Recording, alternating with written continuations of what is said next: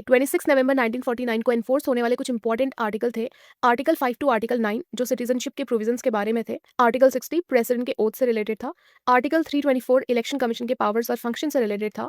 Article 366 और article 367। तो article 366 ना कॉन्स्टिट्यूशन में यूज होने वाले सर्टेन टर्म्स की डेफिनेशन प्रोवाइड करता है, जैसे एंग्लो इंडियन किसे कहेंगे, right, agricultural income, scheduled tribes और शेड्यूल्ड कास्ट, स्टेट की डेफिनेशन क्या है, हाई कोर्ट किसे कहेंगे, फेडरल कोर्ट की डेफिनेशन क्या है। तो ऐसे सभी टर्म इस आर्टिकल में डिस्क्राइब किए गए हैं। वेरिन जो आर्टिकल 367 है वो कॉन्स्टिट्यूशन के इंटरप्रिटेशन के लिए है। बाकी आर्टिकल 379, 380, 388, 391 भी इसी दिन फोर्स में आए थे। और जो दो आर्टिकल्स 26 नवंबर को ही फोर्स में आए थे वो थे आर्टिकल 392 एंड आर्टिकल 393।